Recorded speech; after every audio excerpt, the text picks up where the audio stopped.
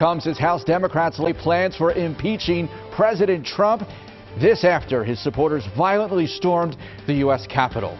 Good evening, I'm Joe Holden. House Speaker Nancy Pelosi and House Democrats could introduce articles of impeachment against the president as early as Monday. Republican Senator Pat Toomey said today he thinks the president, quote, committed impeachable offenses, but said he is not certain attempting to remove him from office with just a few days left in his administration is the right course of action.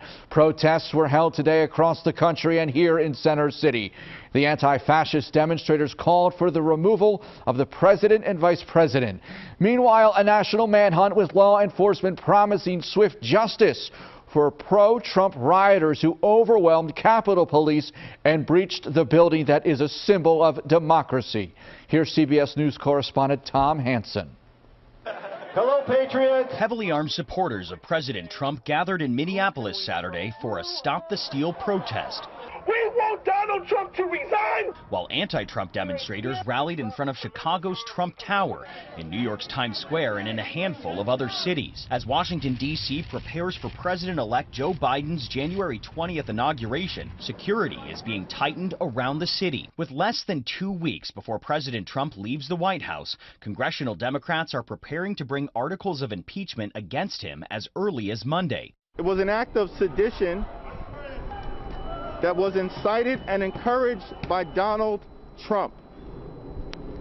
And that's why he must be held accountable to the full extent of the law. House Speaker Nancy Pelosi spoke to Leslie Stahl for this Sunday's 60 Minutes. Sadly, the person who's running the executive branch is a deranged, unhinged, dangerous president of the United States.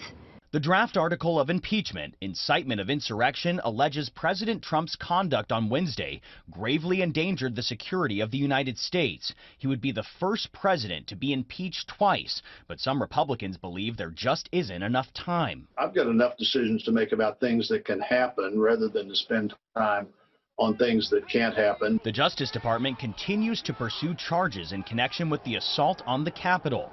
That includes Adam Johnson of Florida, allegedly seen carrying Speaker Pelosi's lectern during the rampage, and Jacob Anthony Chansley, believed to be this shirtless man wearing horns, a bearskin headdress, and face paint, was also arrested.